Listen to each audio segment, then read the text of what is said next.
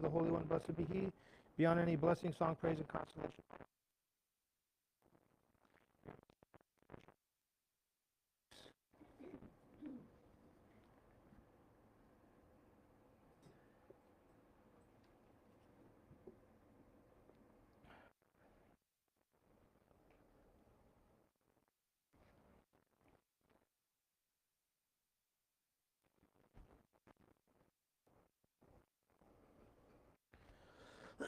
All right, this our third one about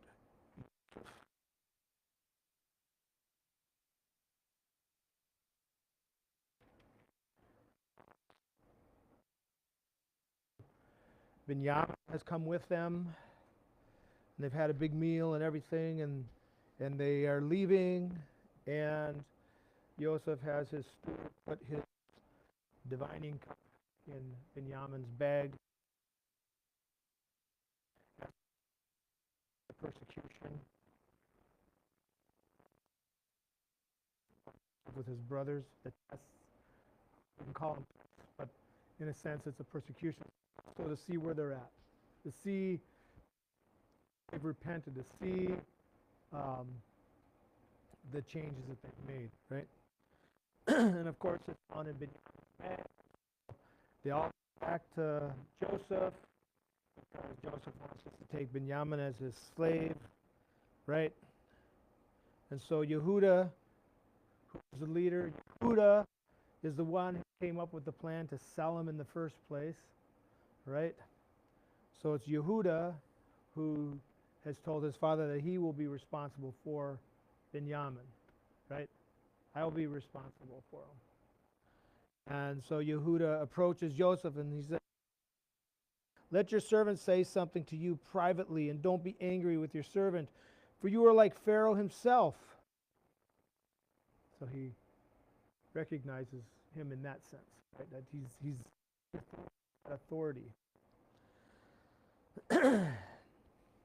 And throughout the age, Israel by the church, but they've recognized authority in that sense, because the church has stopped them from doing a lot of different things without their permission and stuff, right? We've seen that. And during this time of famine, a spiritual famine, that for the church was a spiritual famine. Why? Because they didn't know what was going on. They just were thinking that they're following scripture. They're blind stuff.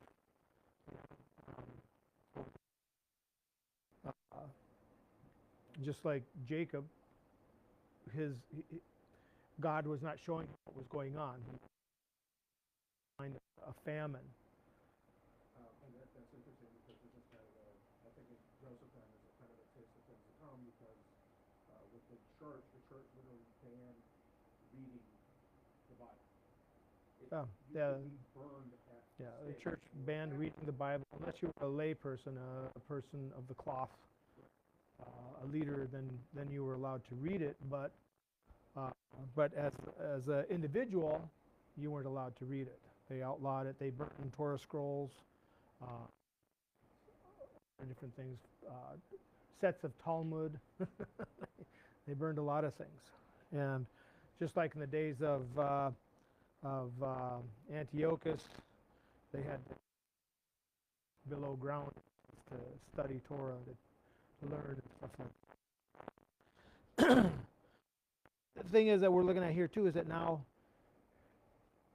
Joseph is looking at Yehuda. He's watching Yehuda, who is the instigator, right? He was the instigator. He's looking at him. He's watching him. He's watching his heart. It says that, that remember, these are the things you wanted us to do, our young brother and stuff. And I vouch for myself that he would return. And how is it that we don't return with him? Your servant, my father, is to go down to the grave in misery, losing both his sons. And I can't bear to see that. see that, right? And so Yehuda, his brother Binyamin's aid, comes to his rescue in a sense, to defend him, right? October 7th, I'm sorry, in 2020. Over a year ago, some things happened. For the first time, a Gentile people tried to claim Yeshua as their own. Old Orthodox rabbis, famous rabbis, well-known rabbis, came to the aid, in a sense, of their brother Yeshua, saying, no, he is one of us. He is a Jew. He is a rabbi. He was a rabbi. He is one of us, not yours. That's the start, right?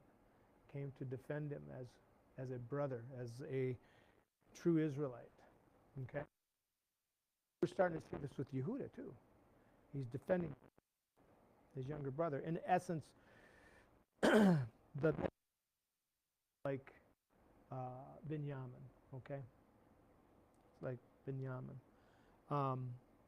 And Israel is coming to aid of his brother, defend him. And they go through here.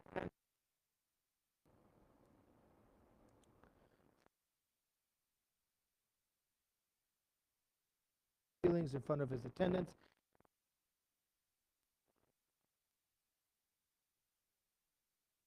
Everybody away from me.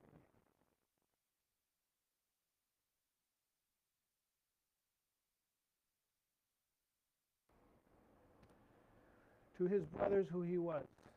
He didn't reveal it to the rest of the people. He revealed it to Israel. Israel will be revealed to Israel first of who Yeshua really is. And of course, those who have taken hold of Yeshua, they will see him as he truly is. Okay? And that's what Rav Shaul even teaches, that we will then see him as he truly is, no longer in a mirror, face to face. Right? And Joseph reveals himself to them, and he tells them who he is. And just as we read here in Luke, these are awesome. I'm glad they put these together like this, because just as in Luke, they were dumbfounded when Yeshua was with them. They didn't know him until after he broke the bread with them, and yet their hearts burned and yearned and stuff but they couldn't see who it was at first, right? Until he revealed himself to those two disciples, right? So that's what we see.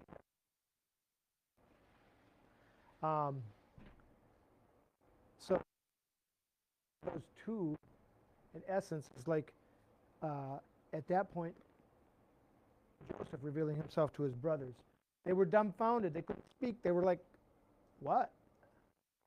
Their jaws hit the floor. I'm sure it made a big noise, made a big noise. Huh? Yeah, big noise when they're, and then finally they came to their senses, right? And that's what it's going to be like in Israel when Yeshua reveals himself. And that's the awesome thing about Ezekiel 37 too, about the two sticks, is that at that time when Yeshua comes, he's going to, that the two sticks are going to come together and be one. There will no longer be just Yehuda and those with him, and Ephraim and those with him, but he will bring them together, and they will become one stick. And it says there will be one shepherd, and one king, and will be king for all of them. They will no longer be two nations, and they will never again be divided into two kingdoms. Never again defile themselves with their idols, their detestable things, or any of their transgressions. But I will save them from all the places where they have been living and sinning, and I will cleanse them, so that they will be my people, and I will be their God. So when Yeshua comes back, he reveals himself to his brothers, to Israel, and those who have taken hold of Israel from the Gentiles. They will take hold of him, and he will gather his people from the four corners of the earth. And this will be the great Exodus. that the prophets talk about. Travel in the air, on dry ground, through the sea, wherever means necessary to get back. And I know we hear about this thing called the rapture, but which means to go up, right? Yes, they will go up. They will go up to the land of Israel, to the land. And we will partake in the rebuilding of the temple, the third temple in Jerusalem. And at that point, Yeshua will take his army throughout the world and the rest of the nations.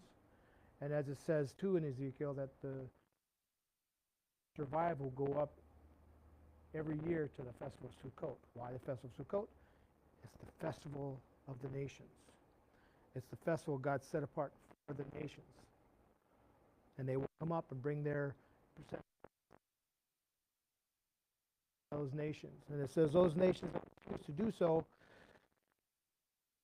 to exist. They get the things they need to survive. Right? And so the Messianic kingdom will be in force for 1,000 years. Yeshua will reign. People will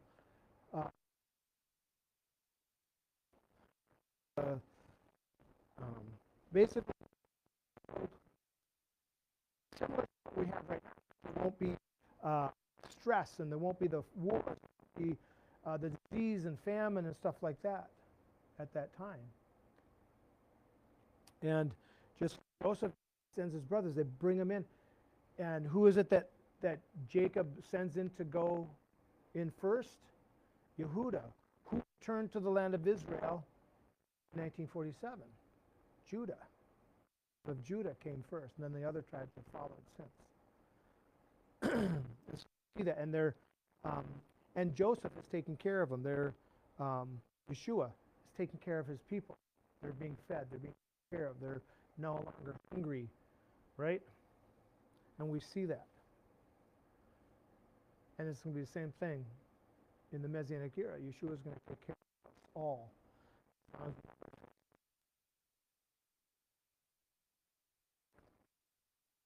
We're seeing here too, as we'll see next week and next and last week, is that things change. Okay? You see the story, everything of the Messianic era and stuff, of Yeshua coming the first time, of the time between Yeshua's coming and now Yeshua revealing himself to his people and restoring the kingdom of the Messiah. And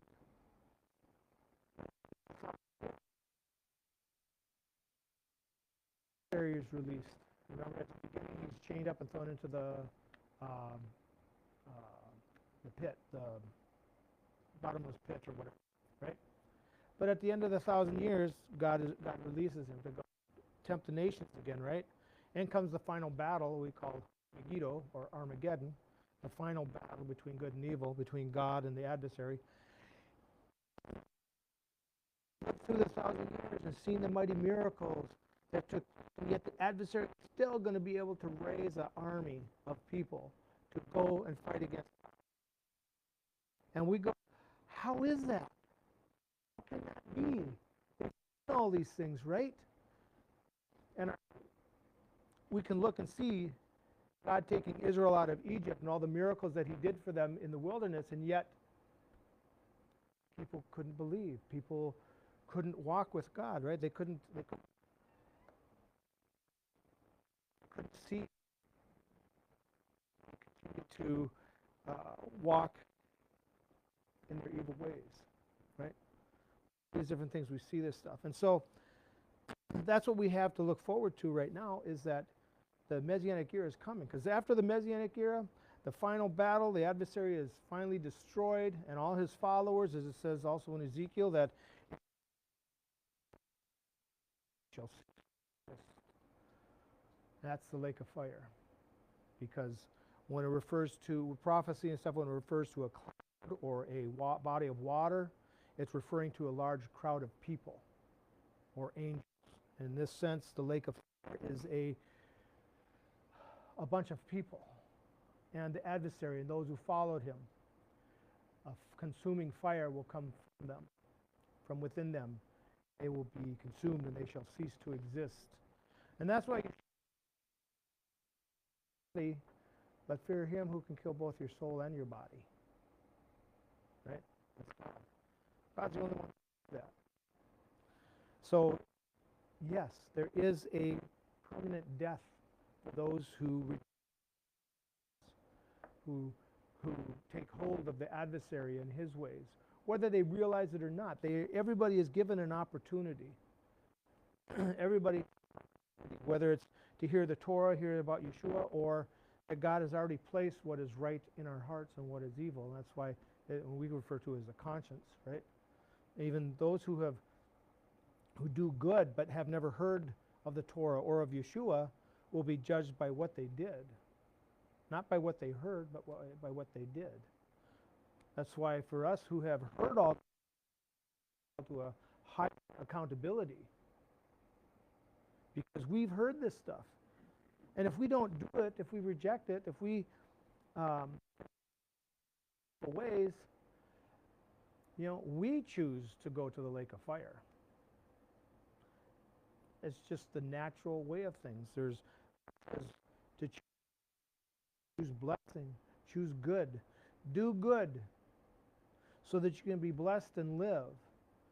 The opposite is evil, curse, and death. Reject that. He's given that to us. He's given us the choice, but it's up to us. And God doesn't send anybody to the lake of fire. We choose it ourselves. And in this the Messianic era, after the final battle, after the final judgment, then we enter the world to come where the New Testament, the new covenant that God has promised Israel will then take effect. Right now we've got a taste of it. Understand that. But there's greater things yet to coming after the Messianic age where the new covenant will then take effect. Right now, it's not in effect. What is in effect is God's covenant that he made with Israel and the other covenants that are part of the main covenant. That's what's in effect today. The do's and don'ts, the consequences of good and evil are still there. But the time is coming when it'll be gone. It'll be done. Well, it says that there'll be a new heaven and a new earth. And it's not talking about brand new. It's talking about a renewed earth and a new and a renewed heavens. It'll be back like the Garden of Eden. We came from the Garden of Eden where everything was perfect. We chose to walk a different route, and our earth has been suffering ever since, but the time has come, and these things will change back to what we originally had planned, the Garden of Eden, back on earth again, where we will live and enjoy a real life, a true life, a life with God. And that's what the story of Joseph is about, is Yeshua's first coming. He was a prophet. Joseph was rejected by his brothers and sold to the Gentiles. And they didn't recognize him. Why? Because the church turned Yeshua into a Gentile, right? So they can't recognize him as the Messiah. They've turned him into a Gentile, even saying that he did away with the Torah, right? And that's what we see Joseph as an Egyptian. As a matter of fact, the thing that's neat, a lot of people miss, is that he used it in their own language and used interpreters. So they couldn't recognize him. And he was dressed as an Egyptian, right? An Egyptian.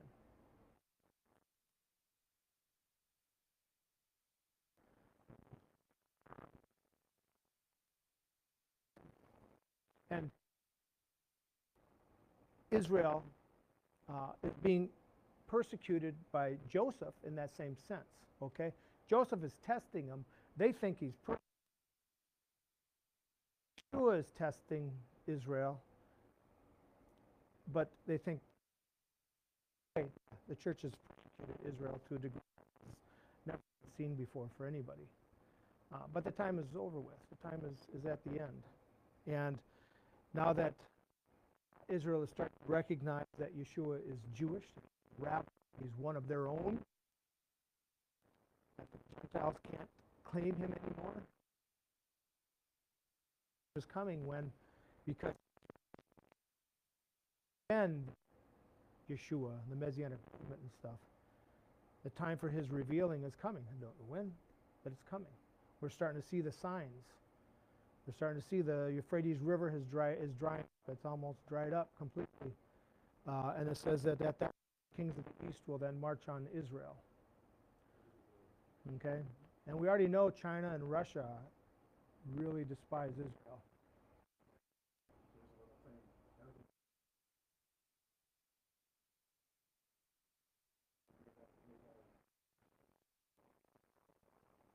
What is it? The Jews are Judea-finding, what is it, Jerusalem, and that it was a, quote, what is it, Ottoman city. Yeah. And that he's made fun of set Yeah, the old Ottoman Empire. Yeah. Yeah. well, truly the last real caliphate. Yeah. Because ISIS was just like, Yeah. And so we're seeing these things happening now. We're seeing, and the thing is, I don't think it's going to bode well for the United States, because it does talk about that, that the United States will be destroyed. That the United States as a power and stuff will have no influence, as we're starting to see that even now. Its military force, really, to be honest with our military, even though we might have a lot of technology, the thing is, other countries are becoming more technological because we're letting our military go down the hill. Matter of fact, we've sold almost our ammunition and are producing any to replace it.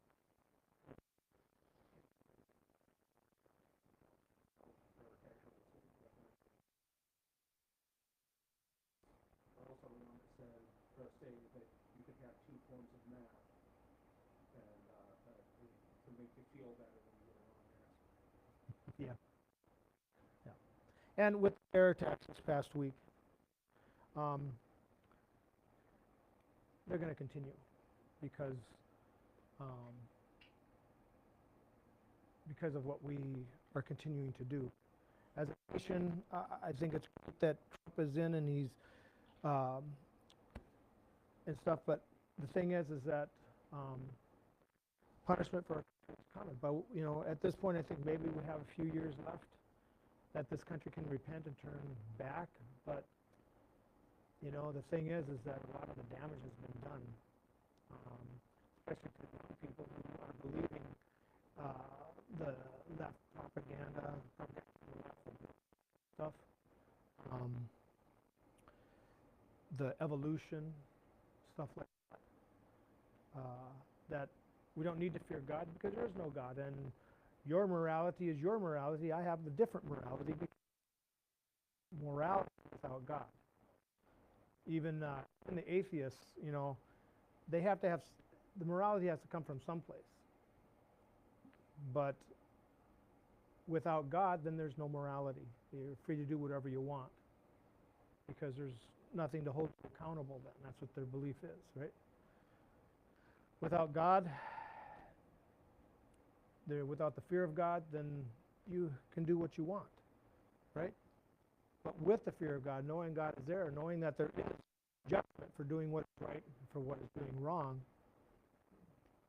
that keeps us in check. That keeps us in the right way to go, to walk. And that's what the Torah is all about. It's not about subjecting people to different things and stuff. It's God's heart. God desires. He knows we're not perfect. If we were perfect, we wouldn't need Yeshua. But he sent us Yeshua to show us the way, to show us how to walk. Yeshua didn't do away with the Torah. If anything, he strengthened it. He set it as valid even in this time. But the thing is, we have to understand what the Torah is all about. We can look at it in the physical sense of do's and don'ts, or we can look at it as in the spiritual sense of blessings and curse. Right? When we walk with Yeshua in the Torah, we have blessings. But when we reject Yeshua and we reject the Torah, then we have curses. With the last portion of Bereshit or Genesis, we learn how, just like the nations, Israel got trouble in many of the nations that they were at, and then persecution came, right? That same again. Israel getting comfortable, and then all of a sudden the persecution starts. But God promises the Messiah to come to deliver them from Egypt. Right? We'll begin the story there in the book of Exodus in a couple of weeks. Oh, it's a recurring story. It's practicing. You know, all the festivals that God has given us were for practice, for recognizing God's plan, salvation, and life and stuff, right? They were called, the festivals were, the English word they use. So like the Festival of Trumpets, for instance, Rosh Hashanah. Yeah, they were all, huh? Well, high holiday.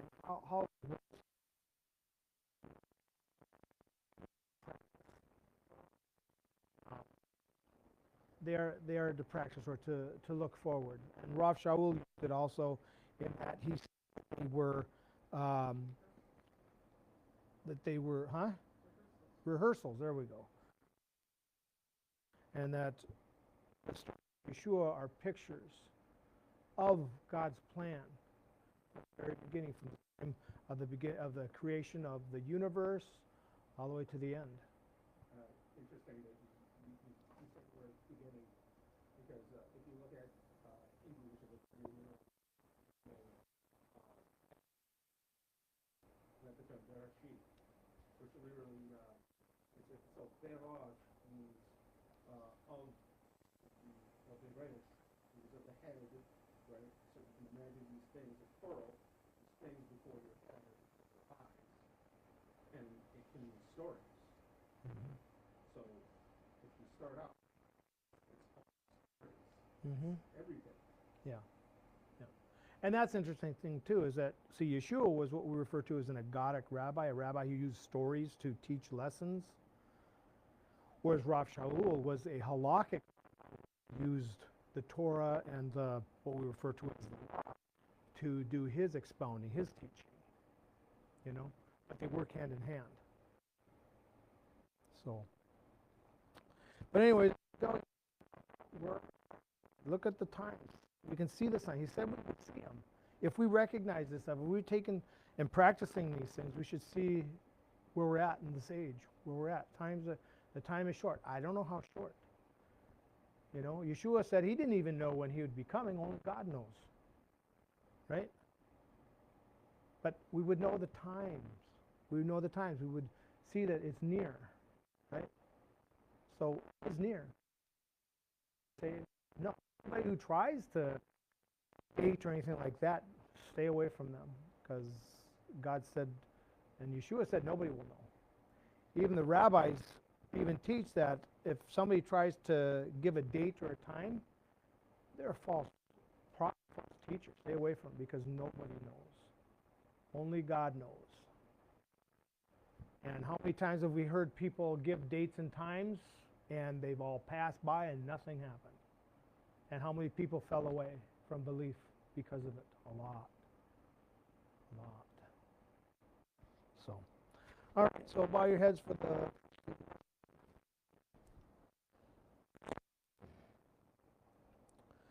Our God and God of our fathers, bless us with the threefold blessing in the Torah written by the hand of Moses, your servant, and pronounced by Aharon and his sons of priests, your holy people, as it is.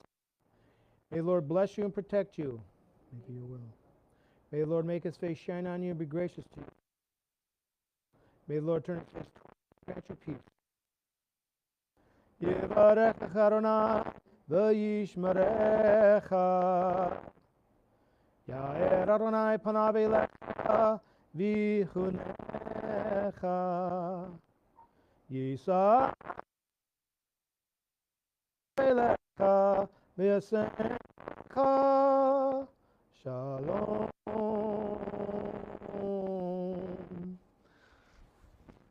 In peace, have a peaceful and restful Shabbat and a great week this week, Shavua Tov.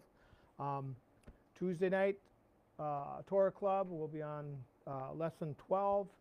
Wednesday night, and still chapter 5 in the middle of chapter 5, so we'll be on that of our book,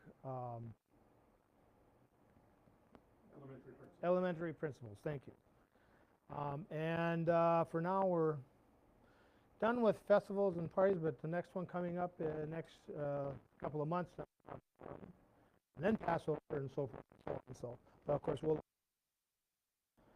dates and everything. If you've got our calendar, it will be on there as well for those dates and everything.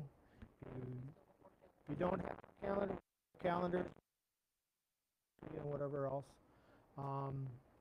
But thanks for joining us today. That is everything. So, Shabbat Shalom. Shabbat Shalom. Shabbat, Shabbat, Shabbat, Shabbat Shalom. Shabbat Shalom. Shabbat Shalom. Shabbat, Shabbat, Shabbat, Shabbat Shalom. Shabbat, Shabbat, Shabbat, Shabbat Shalom. Shabbat, Shabbat, Shabbat Shalom. Shabbat Shalom. Shabbat Shalom. Shabbat, Shabbat, Shabbat, Shabbat Shalom. Good Shabbos.